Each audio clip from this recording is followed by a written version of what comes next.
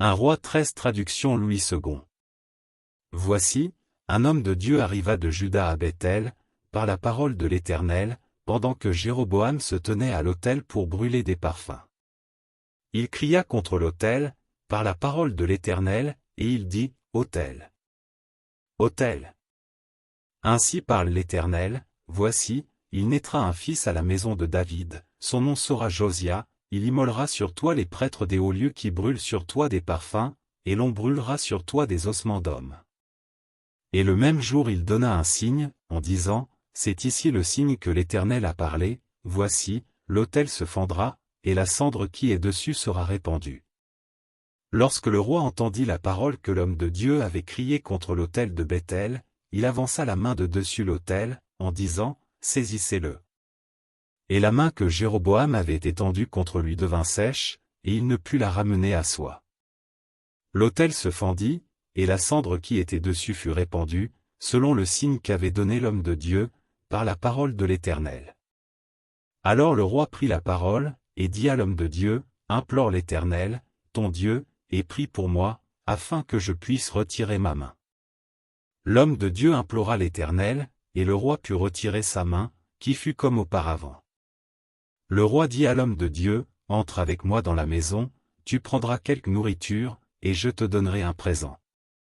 L'homme de Dieu dit au roi, quand tu me donnerais la moitié de ta maison, je n'entrerai pas avec toi. Je ne mangerai point de pain, et je ne boirai point d'eau dans ce lieu-ci. Car cet ordre m'a été donné, par la parole de l'Éternel, tu ne mangeras point de pain et tu ne boiras point d'eau, et tu ne prendras pas à ton retour le chemin par lequel tu seras allé. Et il s'en alla par un autre chemin, il ne prit pas à son retour le chemin par lequel il était venu à Bethel. Or il y avait un vieux prophète qui demeurait à Bethel. Ses fils vinrent lui raconter toutes les choses que l'homme de Dieu avait faites à Bethel ce jour-là, et les paroles qu'il avait dites au roi. Lorsqu'ils en eurent fait le récit à leur père, il leur dit, par quel chemin s'en est-il allé? Ses fils avaient vu par quel chemin s'en était allé l'homme de Dieu qui était venu de Juda. Et il dit à ses fils, scellez-moi l'âne. Ils lui scellèrent l'âne, et il monta dessus. Il alla après l'homme de Dieu, et il le trouva assis sous un térébinthe. Il lui dit, es-tu l'homme de Dieu qui est venu de Juda? Il répondit, je le suis. Alors il lui dit, viens avec moi à la maison, et tu prendras quelque nourriture. Mais il répondit, je ne puis ni retourner avec toi, ni entrer chez toi. Je ne mangerai point de pain, je ne boirai point d'eau avec toi en ce lieu-ci.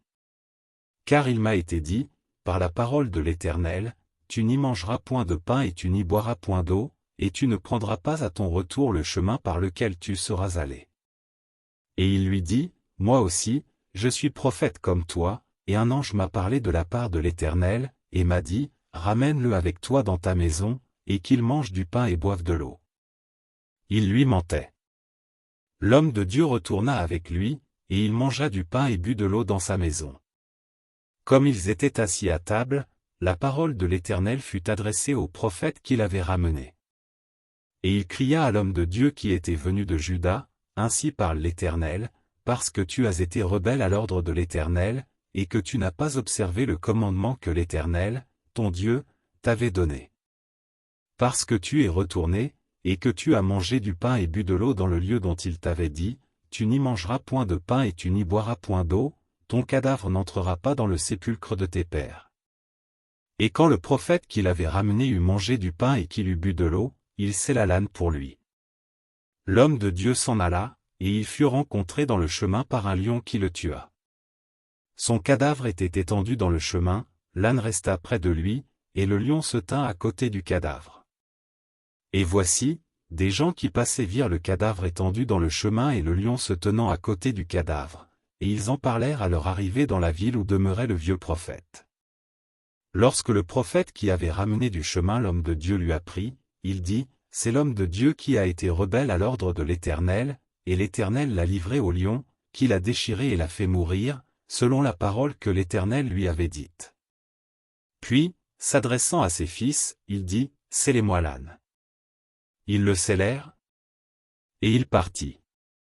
Il trouva le cadavre étendu dans le chemin, et l'âne et le lion qui se tenaient à côté du cadavre. Le lion n'avait pas dévoré le cadavre et n'avait pas déchiré l'âne.